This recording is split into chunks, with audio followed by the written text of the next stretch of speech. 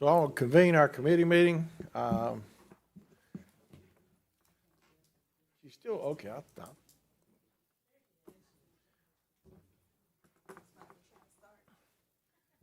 gonna start us up, so. I got you. So,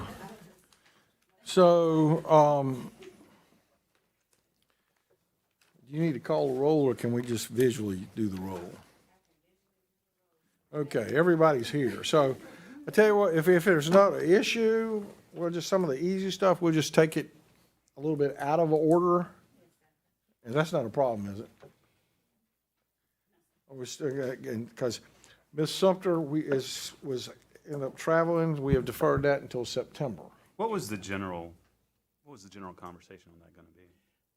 She wanted to talk about a couple of programs that she does, what's it called, job retention tax credits, and she had some thoughts that she wanted to share with us on how we might involve more minority businesses in city business. And like I say, from time to time, I think it's fine for us to hear from folks. The 2221 Divine Street. I mean, that's just simply what I was going to just say, assign me to be the council liaison with the city staff on coming up with a plan for what we're going to do with that building. I mean, are you fine with that, Ms. Herbert? And Mr. Brennan? Yes. On 1401, I would ask Mr. Brennan to be the liaison with city staff on how we might, or how we're going to address and do that building. Are you fine with that?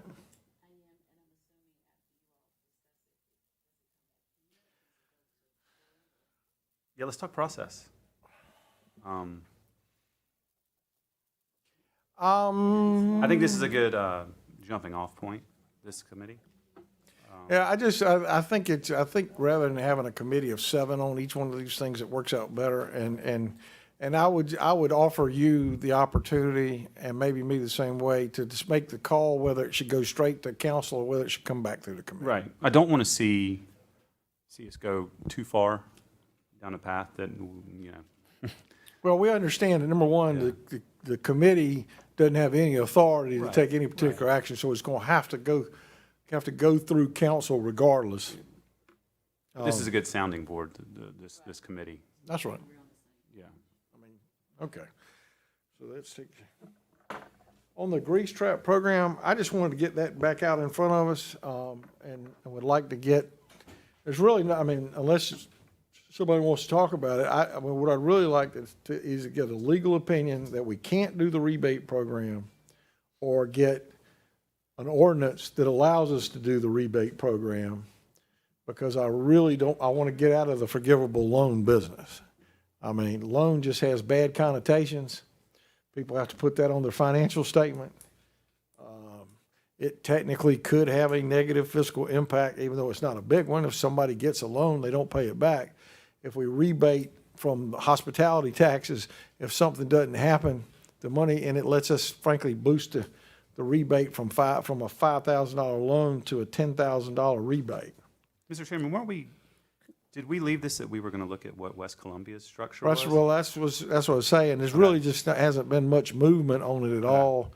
And as we look at the things that we announced at our business-friendly press conference, this and the parking lot landscaping are the last two that remain open-ended, and I'm just trying to bring that matter to a conclusion. So Okay, you got any questions?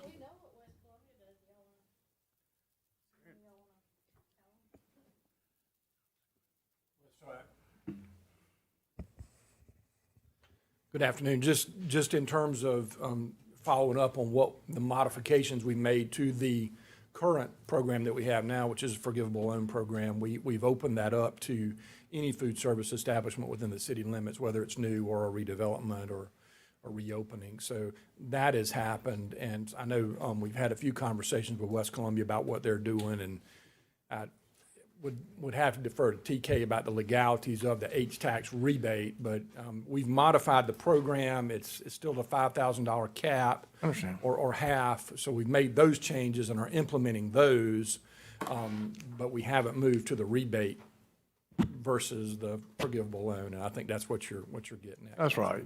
And again, like I say, if you're starting a business up and it's a loan, it doesn't matter whether it's forgivable or not. You got to put it on your financial statement. You got to disclose it to your bank.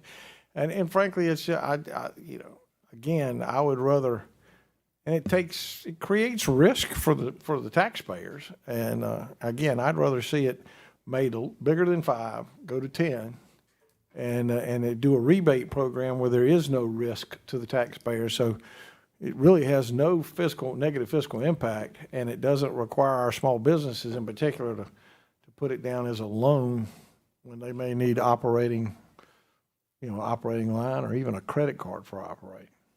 So now, what I would say to that is that's pretty much a new program. I mean, that would be restructuring the program That's right. altogether. And I think the question would be, do we want to restructure, or do you want someone to come back with, if we restructure, this is what it would look like? Yeah, we just need some specifics. And if it's doable, I guess it's still the legal issue.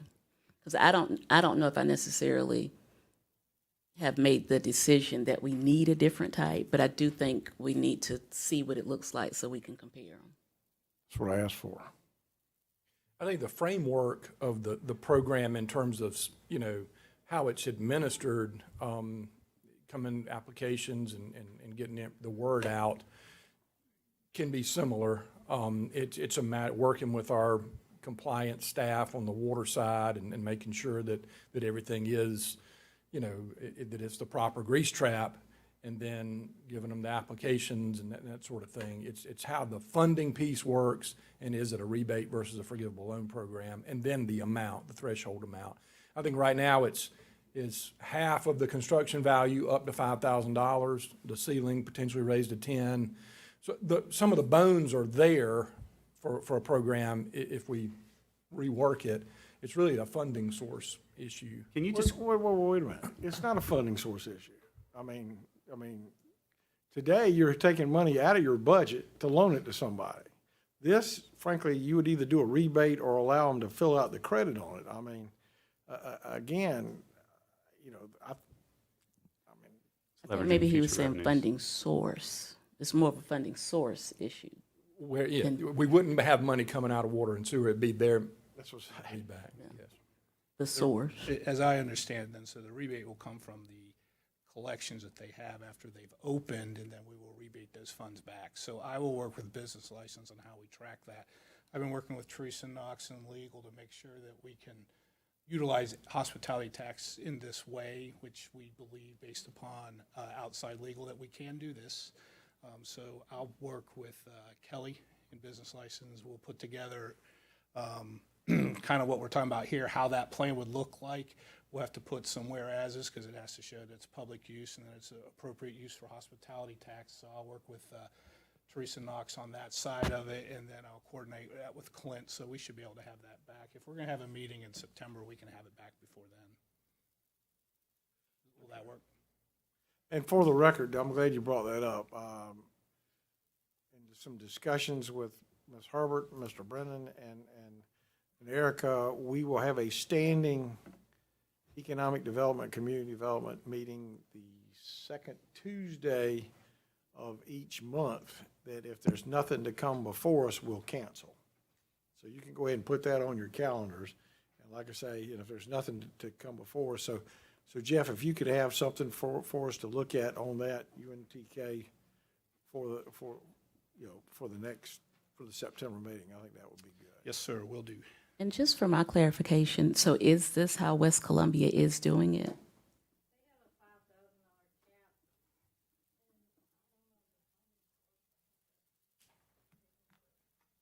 Well, maybe when you all bring that back, because I just want to see, since it was referenced, what West Columbia is actually doing.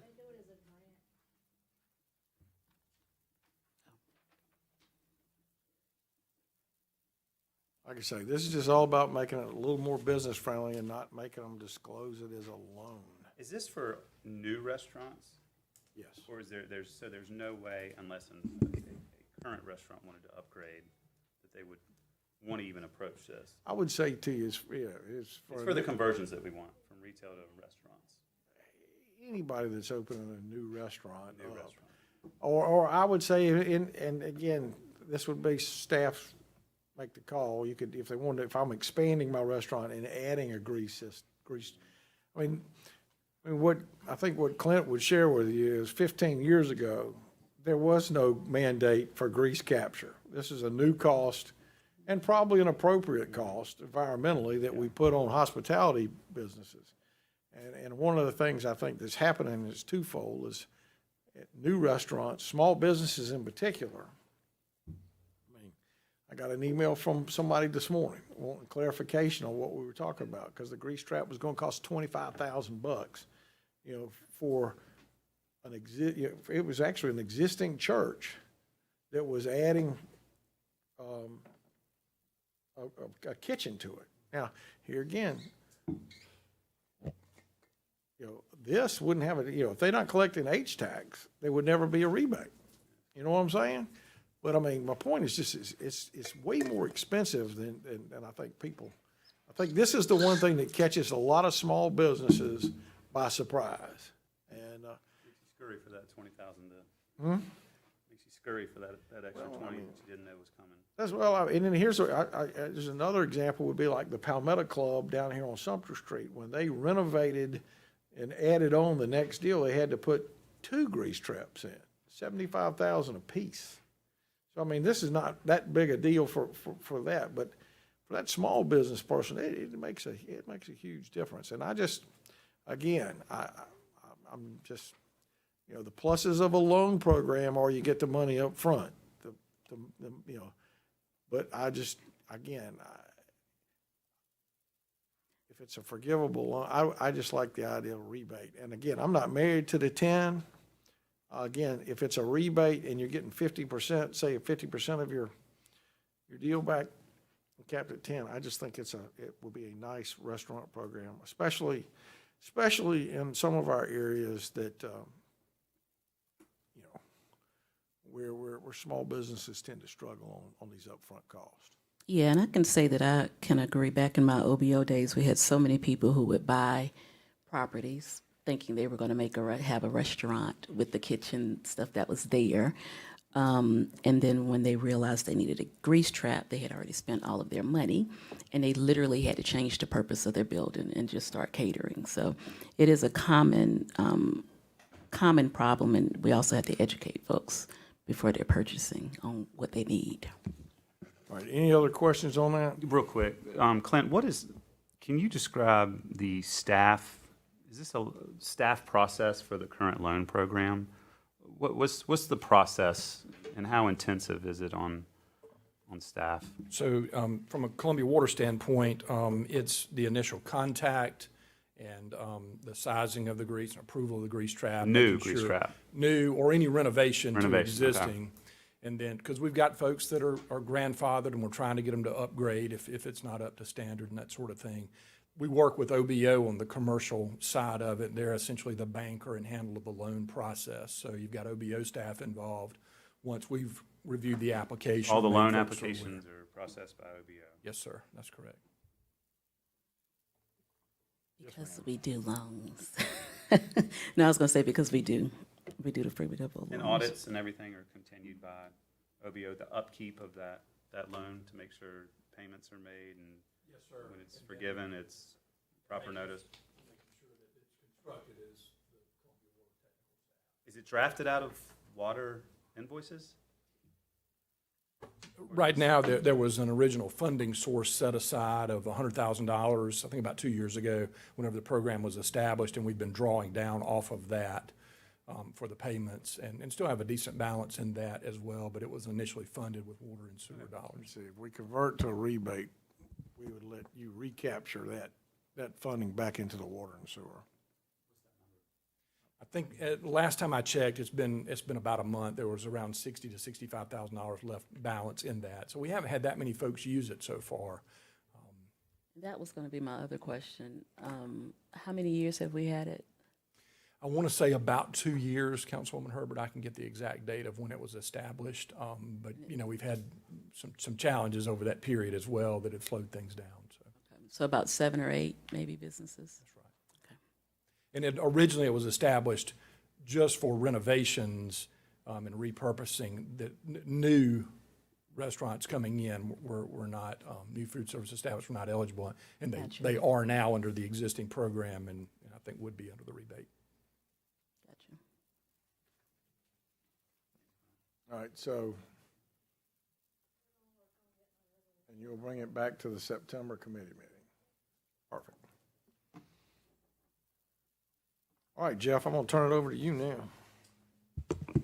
Sure. Do we want to go to 3 first, and then we'll finish with Mr. Coleman?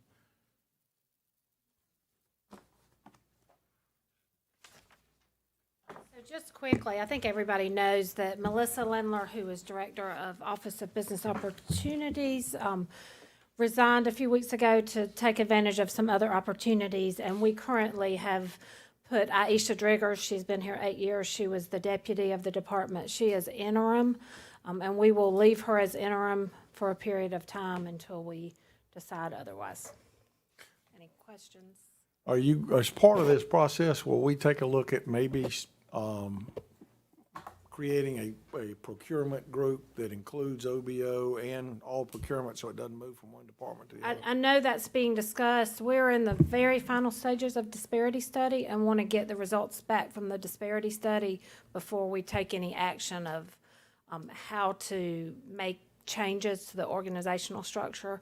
For instance, if disparity study comes back and we can have a recommended requirement of our businesses, it will be much simpler to do away with some of the analysis. It'll be a did you meet or did you not meet instead of analyzing the effort. So at that time, it may be appropriate to make Well, those all I'm saying is changes. we're gonna take a look at that then before we make a permanent hire. Absolutely, yeah.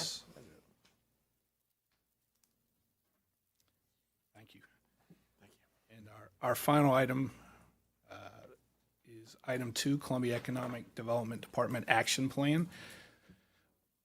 Earlier, I guess at the end of last week, staff sent out a org chart and a development plan that we've put together. We've had a lot of feedback from that just since then, so I have printed those out. Ryan, do you have copies or you want to hand them out to him? It has some of the feedback redlined on it or blue-lined on it. So if y'all would like, Mr. Coleman can walk through the plan, and we certainly welcome feedback on y'all's thoughts on what we have in this, because a lot of our priorities are going to be established from what we have as discussions here with y'all each month. So let me just clarify. So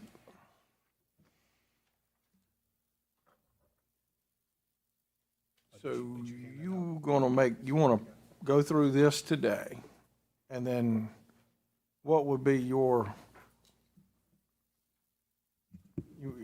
take comments today? Do we repack, then do you go back and take from our comments today and comments of other things and then tweak this up and it will go straight to council after that, or do you want it to come back through here in September? We can bring it back here in September. Is that what you like to do? You know, because by the time we have some conversations today, you know, certain things may change a little bit between now and September. Or someone has some new thoughts, then we can bring it back to y'all in September, kind of finalize it, and then take it back to council. Okay, and then just for general information, so we've posted the advertisement for the business recruiter, isn't that not correct?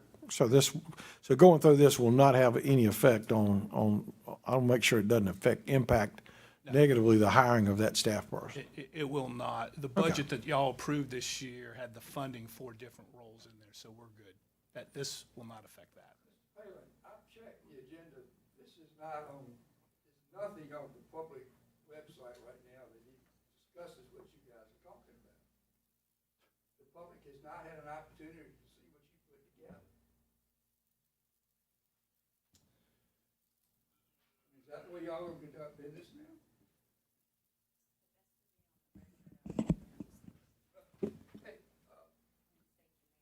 I'm Jim Daniel. I checked the agenda this morning.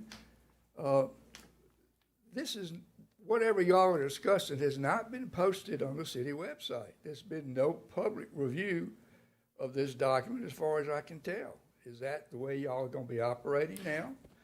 You have a keynote item, which I'm assuming you're on 7764, but there's no drop down to see what y'all even talking about.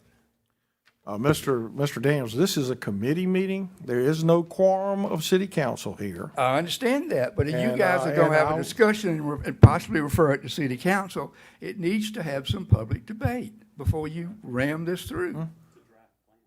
It's a draft plan, sir. I don't care, but it's still a draft plan. It should be available for review so there can be public comment. Well, your modus operandi so far is to get something approved in this plan, submit it to city council, and have a general Mr. headline. Daniel, you're welcome to sit in here and hear the staff's proposal. This is staff proposal I understand that. of what they are recommending that our city council plan to be. I don't think we're required to post a draft plan out. And again, and this meeting is being, like I say, this is a draft plan. Why not? And there'll be no vote on it today at all. We don't vote on these matters in committee. Okay, well, at And then least, when it gets to city council for consideration, it will be posted as exactly like it. There'll be public notice and the whole shooting match. the public notice so far on your recommendations have been very limited, Mr. Taylor. Mr. Thank you. Daniel, if you, never mind. Mr. Palin? Yes, sir. Mr. Coleman, y'all go ahead.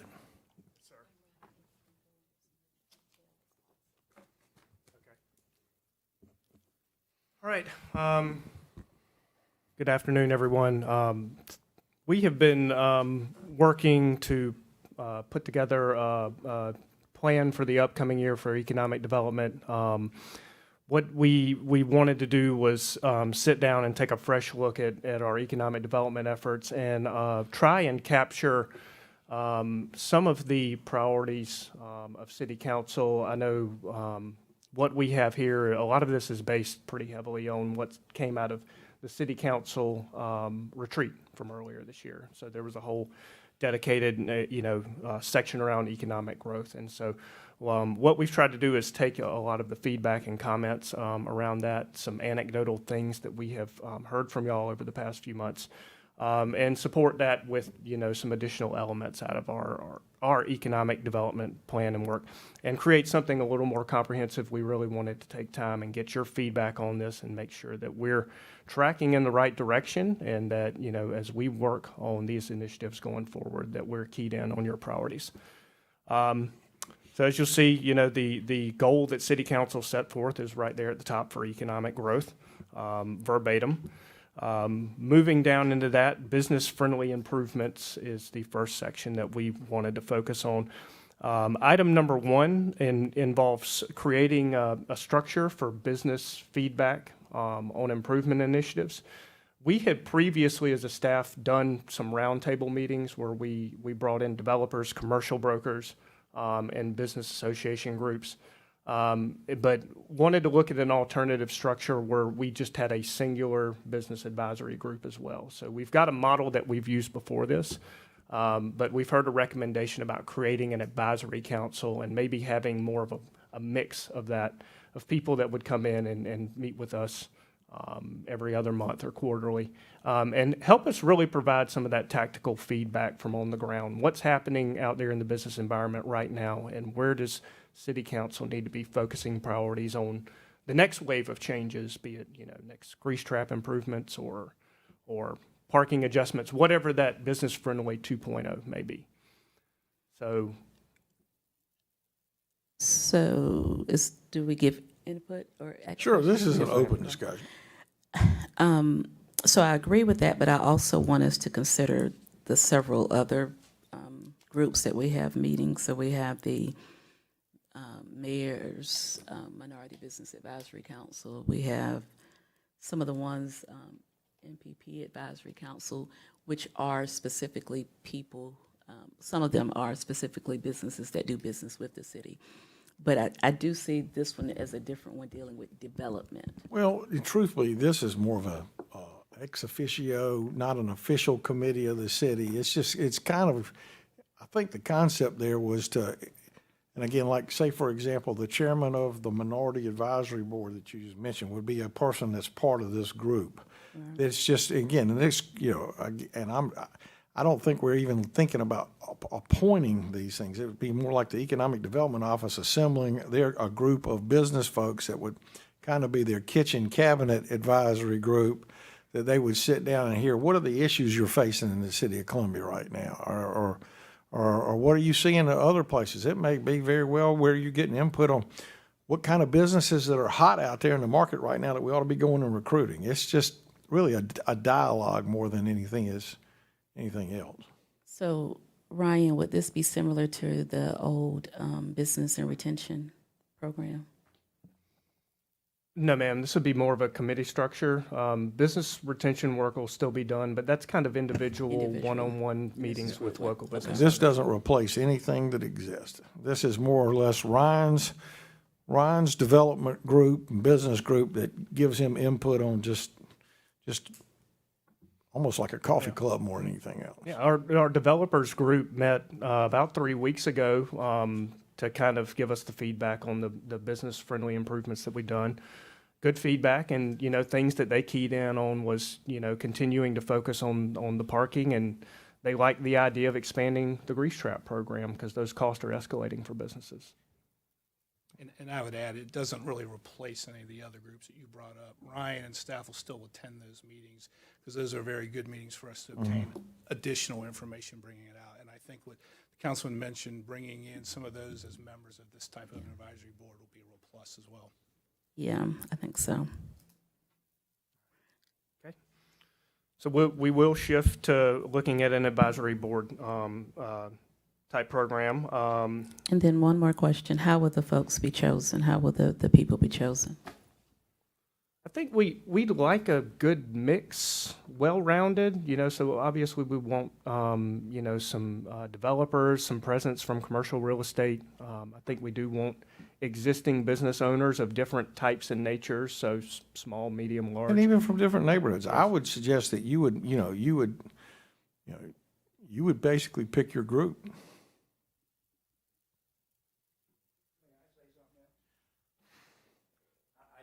Follow up, you mentioned neighborhoods, Mr. Taylor. I would hope y'all would involve neighborhood residents as well, because of the possible effects of what the businesses changes may do on the neighborhoods. So far, everything that's come out of this committee has been basically void of any neighborhood participation. Thank you. Or Thank you. for that goes knowledge. Mr. Dean, I have it written right here to make comment. Please include somebody from the Columbia Council of Neighborhoods, possibly, with this group to give feedback. That is a strong council that I think could get stronger, and giving them this added voice would be a good thing. Got it. Next is staff working to increase support for expedited permitting approvals, reducing the turnaround times, and coordinating more with developers and the planning staff to continue to focus on areas where we can simplify and speed up our process from a planning perspective. And setting some goals on how, we can reduce the speeds on these permitting times. We'd like to work with Krista and her staff a little bit more just to dig in and see where the efficiencies are. And this is where having, some of that developer input comes in. Does Myrtle Beach or City of Charleston have a model, something that we could do and replicate here that would be helpful in our situation? And just for the record, we removed the A and the B just because it should be all permits, everybody's, and we're trying to make it shorter and a little bit simpler of a definition.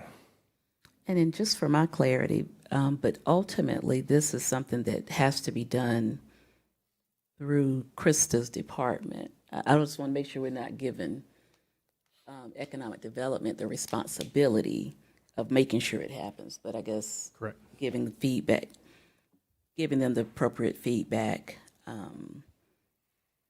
so that that department gets it done. Is Krista's department staffed up appropriately for plan reviewers, everything to help us meet these milestones?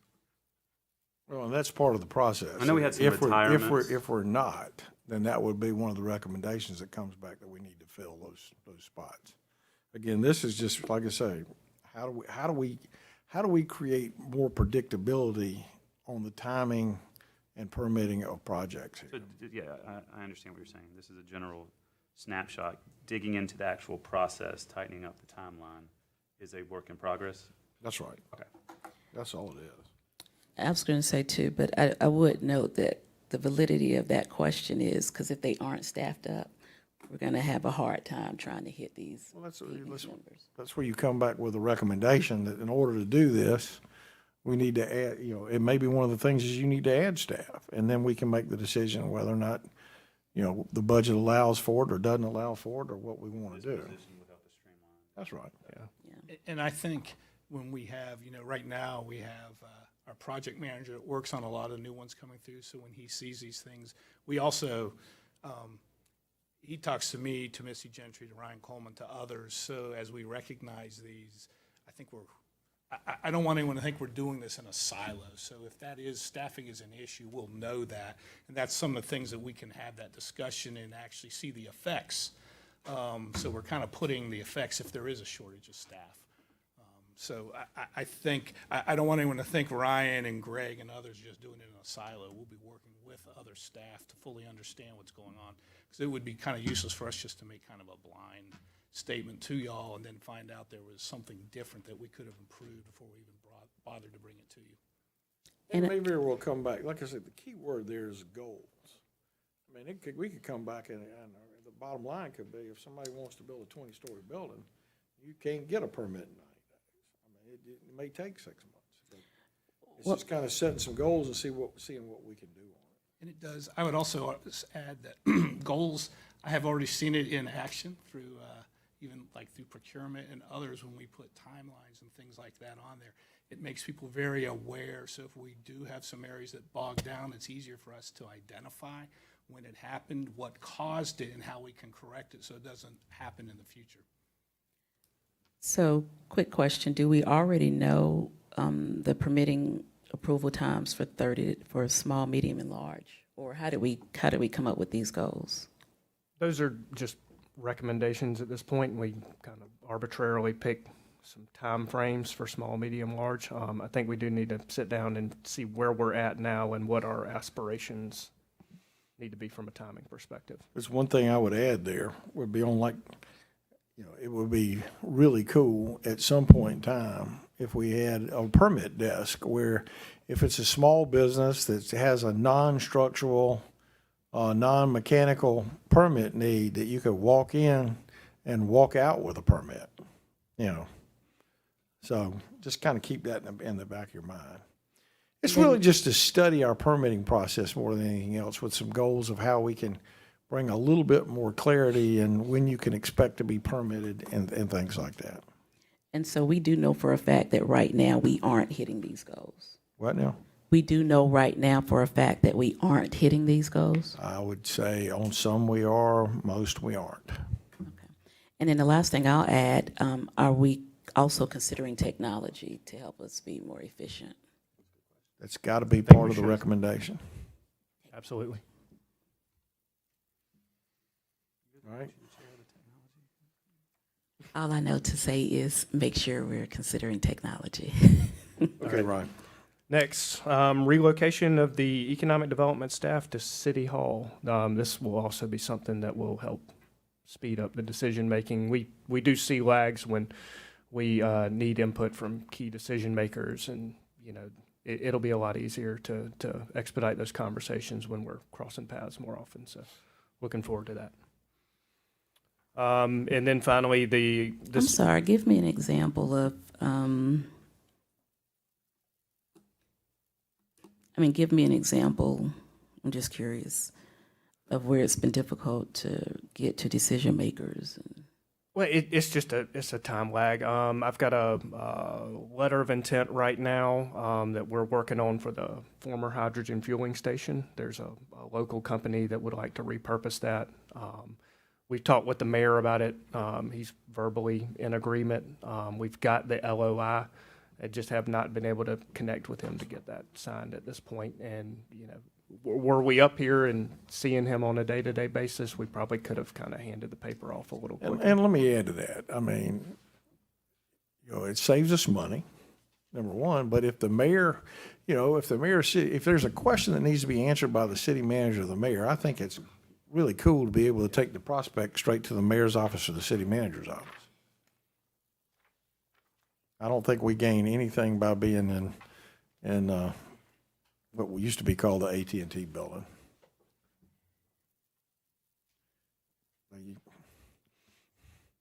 Still. Next. Thank you, Ryan. Yes, All right, ma'am. Ron, recruitment. Business liaison position created in 2021. Say hey, Greg. Okay. Recruitment. Well, let me just add, you've been done a fantastic job so far. I mean, I know that when I've had folks who've had questions about, and most were existing businesses, by the way, not necessarily new businesses that needed somebody to hold their hand and walk them through the process, you've been a real hero.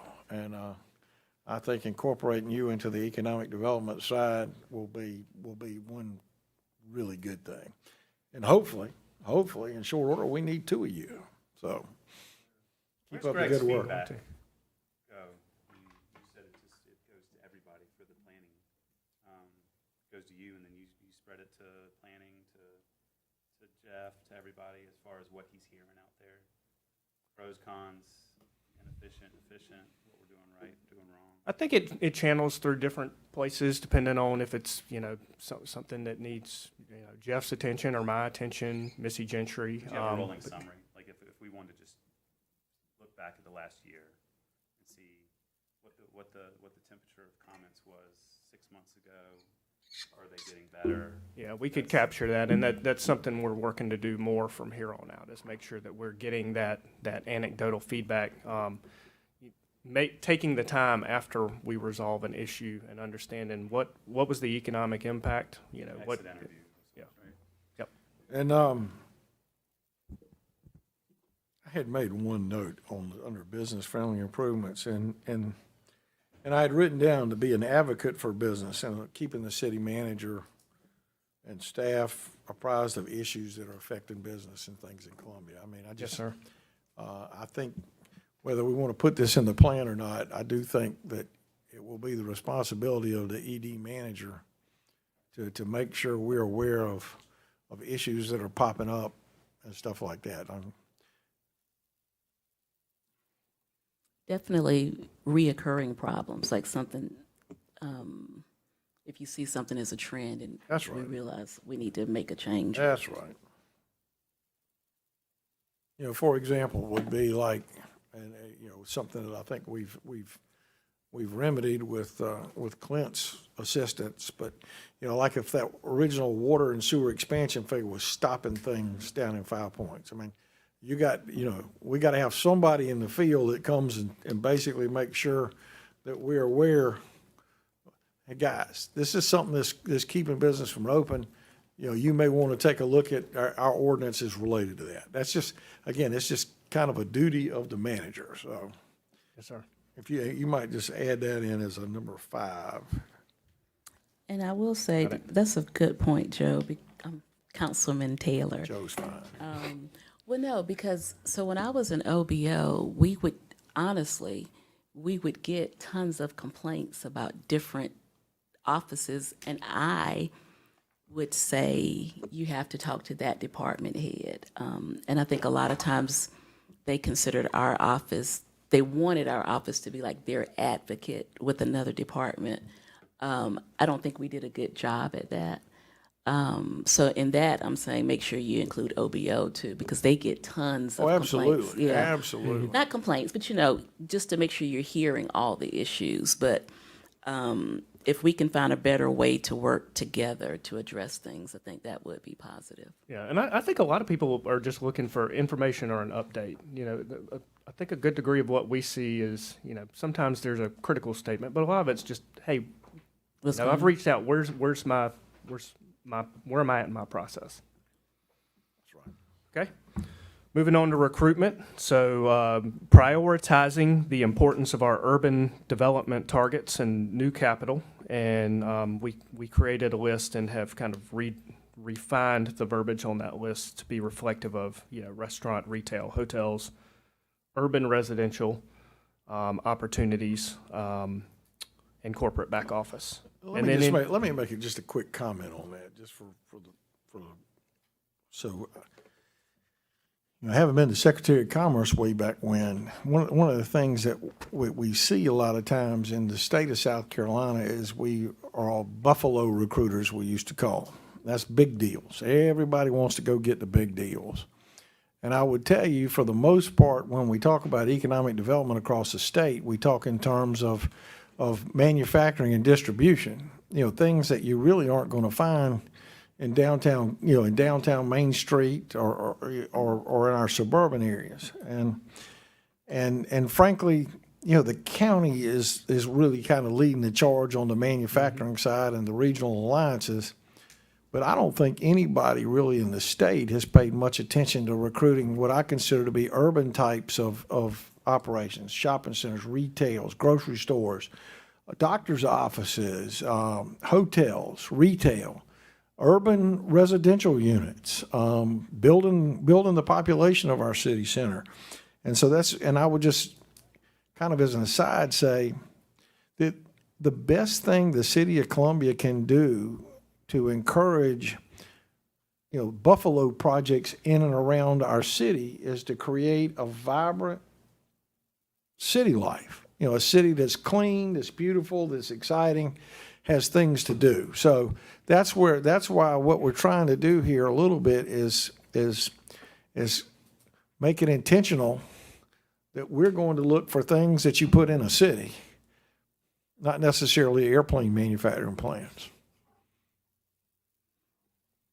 I'd also like to add, because it's a constant conversational piece, and the issue that we need to address, grocery stores as a specific item. We can add that. What I tried to do when I was looking over this was make them more general, like Right. retail. Mm-hmm. But I only say that because it's such, well, and let me say this, Mr. I totally agree with that. I'm happy to put grocery stores on here, but they all go together. I was, I don't know if you were able to watch it, but remember I sent around that thing from the Cleveland Fed? I did watch But it. you remember what Mr. Randall said?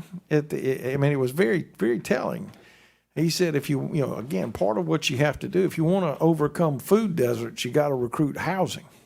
Absolutely. And that's why I wanted to make sure we put urban residential in there, Yeah. because that was directly tied to attracting grocery stores. Absolutely. So I'm with you. So if you want to, why don't you add food stores? Because some may be big, some may be little. Is that okay with you, or do you want to call it grocery stores? I don't really make it. What is a food store? That's someplace that sells food. For example, it may be Mr. Jones opens up a food store. Like Uncle Willie's. Yeah, Okay. that would be. I don't consider that to be a big. Doesn't matter. We put grocery store down. We can make up our Have own grocery things, food stores. So, anything you see you want to just No, like? I just want to echo, knowing what we're good at, what we are a fit for. To your point about manufacturing, it's not going to happen. Offices, office towers, we have very affordable lease That's right. rates in the urban core. So just go market to our strengths, and I think that's a good direction. Well, I want to add there too, Will. This is something people don't think of. It used to bug me a lot when I was in commerce. It's everybody wants to talk about going and attracting these high-paying engineering jobs, which are important. But last time I checked, an engineer could get a job just about anywhere.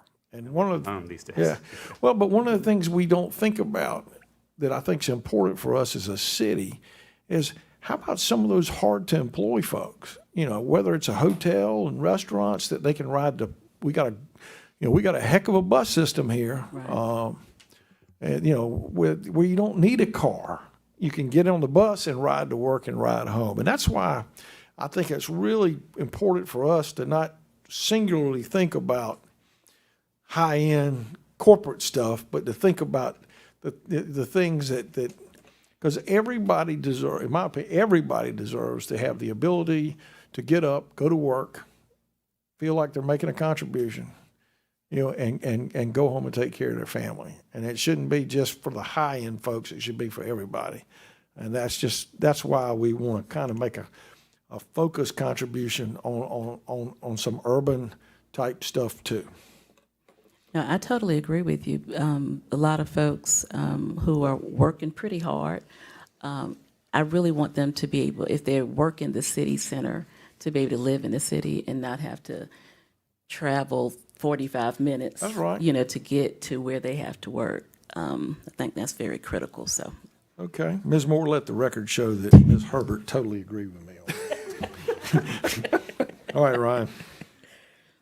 Next up, fill the newly created business recruitment position and structure the office to support that role on urban infill projects, startup recruitment, and I also included this is where an opportunity where we can create more of that engagement with the mayor and city manager, as you mentioned earlier. Building out that data set to sell the city, you know. So I think that's got to be our number one deal is to, and you got to come up with a plan on doing that, whether it's engaging the Darla Moore School or the USC Research Foundation. I mean, it needs to be a marketable set. And I have spoken to the chairman of the board of trustees at USC, and they will work with us on that. So, and I would think Dr. Amaritas would have a real desire too. So that should be one of our top priorities. got it. Noted. And as part of that too would be like the pitch book for the city of Columbia. I think you need that before you can do a lot of these other That's right. things. That's exactly right. Absolutely. Top priorities. All right. So targeting our development efforts on geography, focusing on building our strong core and the corridors where we have the opportunities that are most prevalent, and kind of building out around that center and the arms. So that's really just taking everything that we're talking about and driving it into the, the commercial areas that already have the development opportunities for infill. Well, and I want to make sure we, again, when I look at Broad River Road, North Main Street, and those type of areas, I mean, they got great opportunities there that we concentrate, in those areas as well as downtown. I know at one point, a prior council, because you can't focus on the entire city all the time, they had certain corridors for like 2 or 3 years that they really wanted to work on. That is something we can consider. I'm not saying we have to do that. But that's something that we can consider. I hear you. I happen to believe all business is good business as long as it lands in the city of Columbia. So, and again, the interesting thing is success in recruitment begets more success in recruitment. The more business deals that we're able to bring in here, the more restaurant groups or whatever, the more will follow. And you'll see down below here where he talks, where we get to the shows and stuff, where we're going to expose the city, I think, to some new things we haven't done before.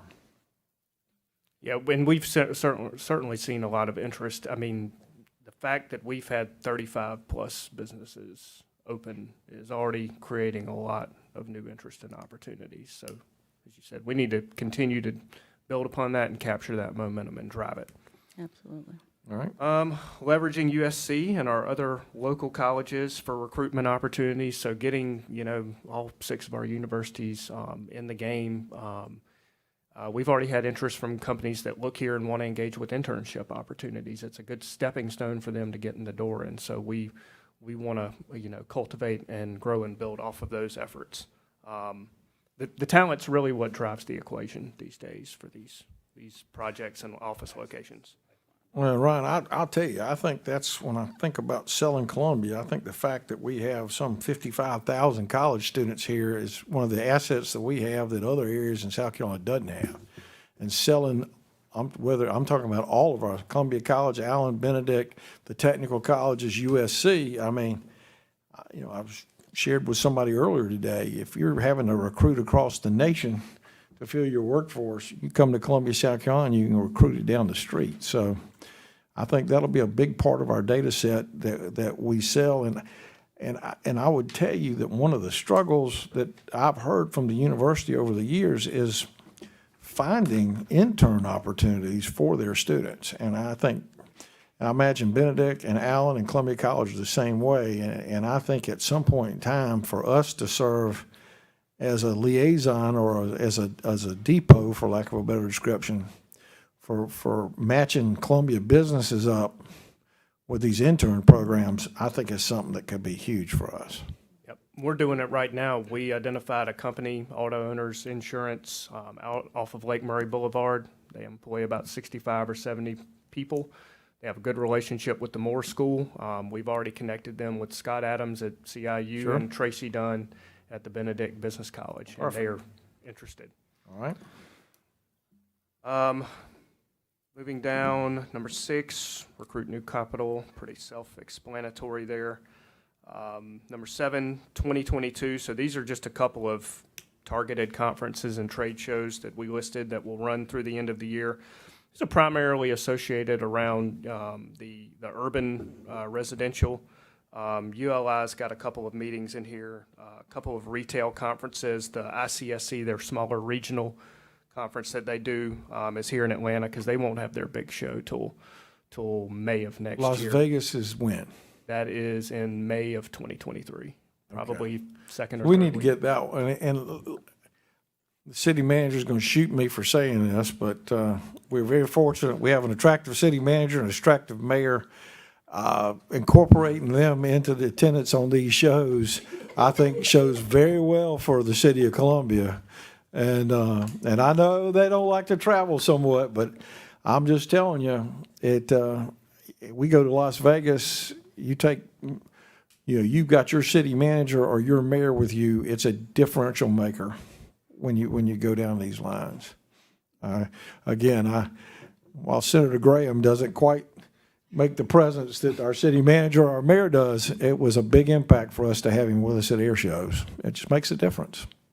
And it shows that we're engaged as a city. So keep that in the back of your mind. I just wanted to ask too, do we have the materials that we need? Because to go to these events and setups. No, that's part of that. That's why you were right a minute ago when you said the data set is probably our top priority. Yeah. Okay. Yeah. Like I said, we could do some fun stuff. I mean, we could bring back the saying famously hot, and Ryan can take hand fans with him to all these things. If you laugh at the Department of Commerce, at the air show, the coolest thing we ever did, you remember those balsa wood airplanes that you got when you were a kid, and you stick the thing through the wing, and you fly it around and had a little metal thing on the front? We had those done that said, build in South Carolina, and we must have gave 25,000 of them out at the Paris Air Show, and you could walk into these booths, and you might see in that display hall 50 of them in the air flying around. I mean, and that's what I say. We got ways we can. I mean, if you have to take little small things of barbecue sauce with you, we can do it. All right. Next up, marketing. Item number 1, I think, dovetails into what we were just talking about, the development of the new strategy and collateral and those data sets. So leveraging and continuing to promote the business-friendly improvements, whatever that next wave may be. Restaurant recruitment program, we've currently got some collateral under development right now. We're working with the staff at Colliers, and they're helping us put together that packet for the restaurant recruitment. Should have that ready in a couple of weeks. And then we've talked about doing some other things like bringing back ways to promote existing businesses, developer take series, just kind of looking at, I guess, some fun things we can do in conjunction with our PR staff that will continue to highlight the great businesses that we have here already. Where, Ryan, where's the grassroots, boots on the ground recruitment concept of going to Charlotte, going to Raleigh, Winston-Salem, Greensboro, Atlanta, Charleston, Greenville, and actually getting face-to-face with these smaller restaurants that maybe don't have national brokerage representation? Seems like a good investment. Is that being considered for the Yeah, profile of absolutely. any of the team members? Yeah. You're under economic development? Yeah, that would be, it would be more helpful if we can get that restaurant piece in place. But I mean, even as of last week, Greg and I were making some calls up to people in Greenville. And your Tupelo recruiter would go Honey. visit those people too. Right. Look it up, Yeah. you know, and I think what we want to do is we want to identify about 4 or 5 of them in advance so we can kind of structure just a trip up there and hit them That's right. face to face. Yeah, I think that's a Yeah. wonderful investment. I think we should start with Tupelo Honey Cafe. Where's that? Tupelo Honey Cafe, they have one in Greenville, Rainbow. headquartered. And there's one in, Asheville. yeah, one in Myrtle Beach. There you go, personal trip for you, team. Well, and I let me will just go see, for that part of one. that is having a pitch book. And see, and part of that will be, part of your pitch book's gonna be having a data set of spaces. You know, when you go sit down with somebody like Tupelo Honey, what you got is, you need to show them, it could be Main Street, it could be 5 Points, it could be Divine Street, you know, you gotta say, here's 10 locations we think would work for you. Here's the programs that we've put in place. You know, you've done your homework. I mean, one of the things you're gonna probably add at some point in time, and maybe a year or so from now, would be a research person that helps you put that pitch book together for that particular company, where you've looked at their website, you know what their clientele is. So when you walk in, you're loaded for bear. And so that you're just, like you say, those are the kind of folks that are having to find us now that we're getting ready to go find them. Well, I'm sure, Chairman, that you leave a card behind for all the restaurants that you visit on your travels to say, come to Columbia. I actually was in there with one day before, last week. I know I you found out, I thought they were in the city though. Right, Greg? Floor delicious. Yeah. You got a good food It's truck. really good, by the way. But no. And one of the things we're gonna do when the mayor travels, or if the city manager travels, is they're gonna they're gonna have a travel card that doesn't have their cell phone number on it, and they're gonna handwrite their cell phone number on that card when they give it to somebody, so that prospect feels special. All right? All right, and leveraging relationships with colleges, and then implementation of new email automation services. It's something that we've talked about, but, you know, being efficient with technology in a way where we can send out an e-blast, you know, to 1,000 different restaurants, and having a system that verifies who opens it, who read the email, who clicked on it. That's right. And running them through an automated email chain, so, you know, so the people that aren't interested and don't open anything up kind of get cold.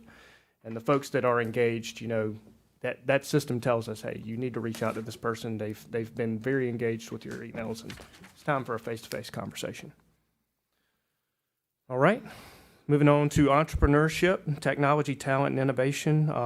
We want to continue the strong work and relationship that we've built with GrowCo, so working with them on the Boyd Community Innovation Center and their new Builders to Backers program, which is the accelerator program that they're getting ready to roll out here. in the Yeah, well, next why don't few you do me months. one favor? Go back up to number 3. Just above that, and read that underlined I'm sorry. part. I want Mr. Daniels to hear this. I'm sorry, I didn't see it under the strike through. Look for creative ways to promote inner city neighborhoods and help promote the small businesses in those neighborhoods so that we make those areas fun. Thank you. And walkable, Well, absolutely. walkable, yeah. Sorry about that, Ryan. Except for the months of June, July, and August. Nothing's really walkable. Okay. Entrepreneurship, talking about GrowCo, continuing to work with Hively, Joe Queenan, expanding that out. They will be bringing that Builders and Backers program here via support that the city's provided. Working with the, being involved in the Growth Summit, which is the conference that's coming up later this year that's very focused on the founders group here in Columbia. They've now expanded that to a 2-day conference, and it's bringing a lot of folks in from outside of the city now. So this could be one of our marquee events for the city going forward. It's really well done. Anybody needs tickets, let me know. Explaining that, is that your group? Matt Vialdi is, how do you pronounce Matt's? Beatty? Beatty. He originated that. I think he's taken a more recessed role. It's a committee group that works on it. He's running it this year. Yep. Greg Hilton, the rest of those guys. Yep. Something we talked about was with them concept of a pitch pilot. So this could be an opportunity for the city and major employers to come together, and we present our urgent unsolved problems in a way that and get some of these innovative groups to come in and come up with solutions. Could be an opportunity for us to outsource different technology or strategies that may help us out with some of their issues. Just a concept idea. But along those lines too, and I'm supposed to have a meeting with the mayor, but I can bring it here. There's a HBCU pitch competition, and they want the city to give them one of our biggest problems, and it goes to tons of students to work on. So, Grocery store on North Main? sounds like a plan. So those are pretty popular, pretty cool. That's a good idea. Good way to identify a local company that can solve your issue, and then you financially support them, and everybody wins. Well, and it takes those kids and turns them into advocates for the city. I mean, that's which is huge. They feel like they're making a difference. They stay here and grow here. Okay. More small business capacity building. I think this was something that came out of the council discussion, and I don't know if y'all wanted to kind of elaborate on any thoughts or ideas I included in here, but we definitely wanted to welcome feedback to expand on some of these things. I think that's one of those, Ryan, that as you engage more people and call on more people around, we'll find out, again, what the issues are, that may be keeping them. I believe that we hopefully have addressed some of them with our business improvement additions that we've done in the last couple of months. But I think that's just an ongoing thing that you'll let us know, what you're hearing out there. Sir. And then last one, finding ways to promote more of the founder success stories. So this is kind of another marketing play, but it really is oriented towards the entrepreneur who's started a business and built it from the ground up here. Moving down to business retention and expansion, focusing our outreach strategies, I think we have a goal where we want to meet with so many existing businesses, throughout the course of the year, at least 100 businesses. We want to sit down and have some strong dialogue with them about what are you doing, what problems are you facing, are you growing, are you declining, really identifying some of those issues and looking for opportunities. We can either help them out individually or, identify these macro level issues. I know another thing that we talked about was, how do we want to look at, incorporating more small women, minority business focus in our efforts and making sure that we're, as opposed to just taking a broad approach, that we're being a little more dedicated in who we're reaching out to. So I think this is where I sent the note. I was thinking about the old business and retention where y'all would go out and talk to folks one-on-one and get inputs and do surveys. Are we still, I don't know, it used to be under OBO. OBO definitely doesn't do it. mm-hmm. I don't know if we're still doing that or if there's still a need to do it. Yeah, we We did, and we're still doing it. It was a responsibility of the deputy director, and so, you know, some of our capacities diminished, you know, due to some staff turnover. But we've still had probably about 6 or 7 existing business visits up to date. I've got at least 2 more scheduled this week, and we're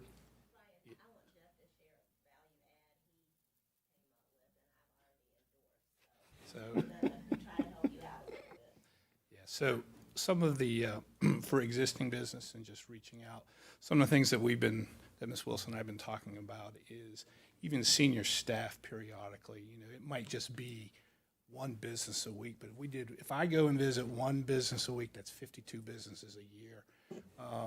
It serves multiple purposes. First off, those of us that are helping y'all make decisions are more involved with our community out there and understanding what's going on. But also, if there really is a real issue that I bump into, if me or Missy, and we're going to send Teresa Knox out too. So if we determine some of this.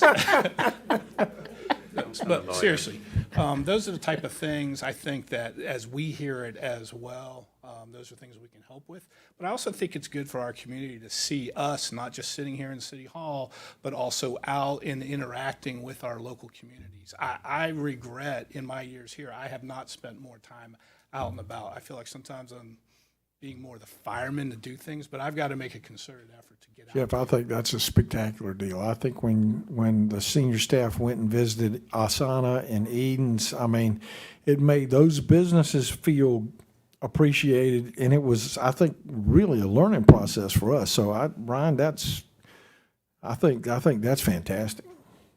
And I was going to say, as a new council person, you can add me to the list to see a couple a month. And I understand that, Jeff, because when I got to the city and community development, Mr. Taylor, I thought I was going to be out in the community.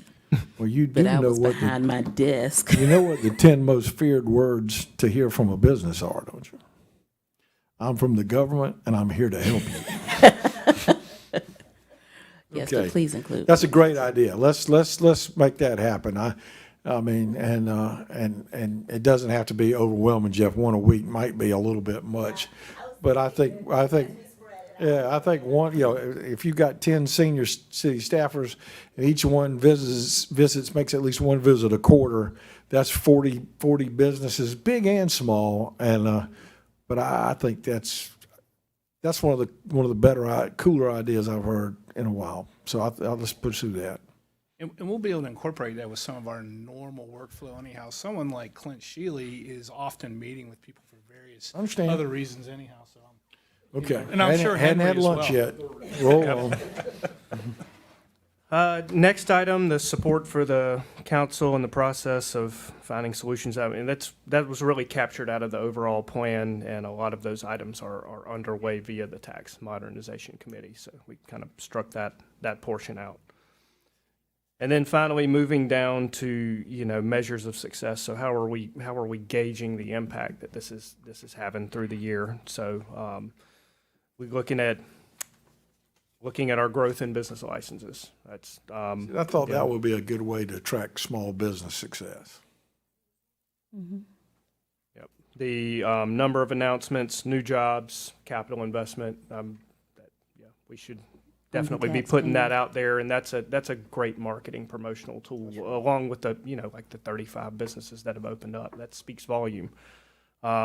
City center population growth year over year. I know that's of particular interest to us, given we've got a bit of a multifamily deficit in Columbia versus some of our peer cities, and we want to cultivate that urban residential. But it's not just multifamily, though. It can be middle market things and stuff like that. It's just, you know, I'm still stunned by the information you shared with us at our last meeting, where Charleston has 9,000 city center residents, Greenville has 9,000, and we just have 3,000. And again, to build these businesses up, having more people live here, and again, and I would echo Ms. Herbert's comments about it, especially if it's walkable, just helps us really build a vibrant city.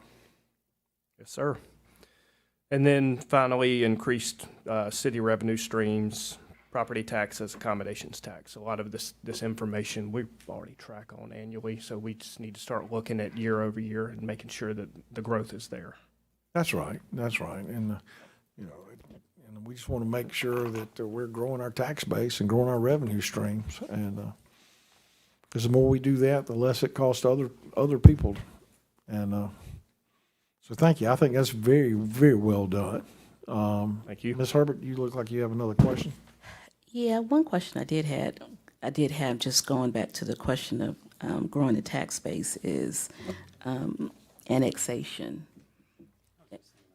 And I'm just wondering, who can help with that? I would yield to Ms. Wilson. I would suspect for that's council members? a zoning issue more than it is really an it's a true economic development issue, but I think that's really, the way we're handling that was zoning would be the proper place to.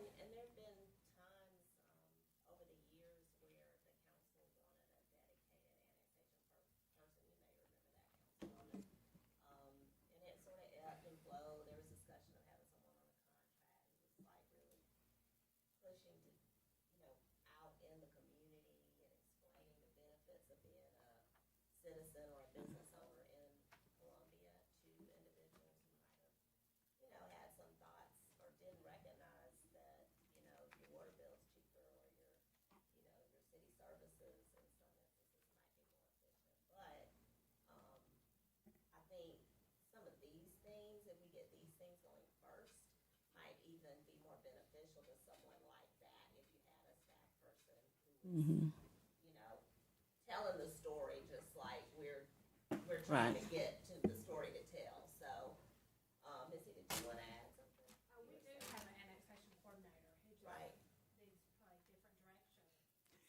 Right. Tasks need to be different. Right. I think what we talked about previously, though, in addition to our ends, to the staff we have under Krista, was someone who was a community-based person who was out and knew the different communities that you might have been trying to target, more so than the staff person who was more internal to the city working on the zoning and the donut holes and Right. all that. And then you have that person kind of supplementing his work.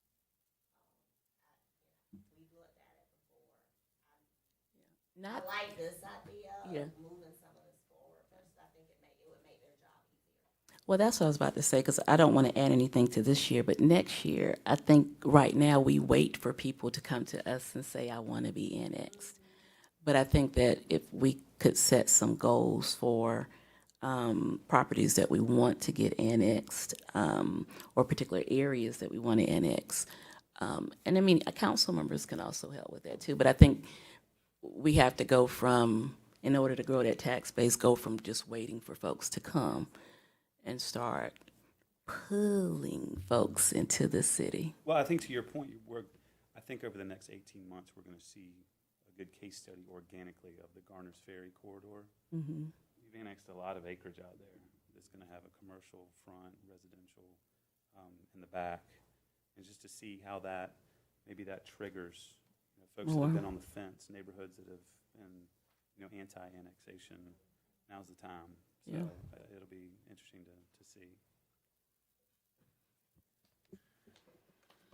Any other comments? Nice presentation. Thank you. I would say, unless Mr. Brandon or Ms. Herbert has any additional comments, let's package this up and get it on the city council agenda. Well, I think, was it coming back here for referral out? But we didn't really make any changes to it, I don't think. That's the reason I said that. You want to look at it again in September before it goes to council? Yeah. Or would you be fine with her sending you the cleaned up version? And you see if you have comments, or Ms. Herbert has comments? I'm fine with it, and letting it go there. I'd like to see it come back. Okay. And some public, just circulation.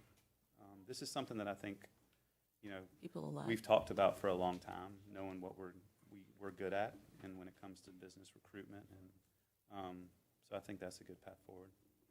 So cleaned up version, circulated around, and I would suggest that we circulate around to all of council. Is that okay? Absolutely. And then we'll review it one last time, the second Tuesday in September. And you'll have it on the agenda if there's nothing earth-shattering. But I In the would, public and advertised. but I don't want that to slow down our recruiting efforts for the business liaison positions. As we talked, I think maybe before you came in, we would continue that. Cool? Good meeting, Councilman Taylor. All right, are we going to, Oh, we're not done. is there, yes. Okay. Oh, it's on the back, okay, I didn't. Yeah, I'm sorry, I ended Would you prematurely. be willing to make the motion? Yes, Chairman Taylor, Ms. Hammond, I'd like to make a motion to enter into executive session for discussion of matters relating to the proposed location, expansion, or provision of services encouraging location or expansion of industries or other businesses in the area served by the public body pursuant to 30-4-77085. Item A, Wells Fargo project. Item B, project framework. Item C, Capital City Stadium. And item D, revisions to commercial development incentives. Second.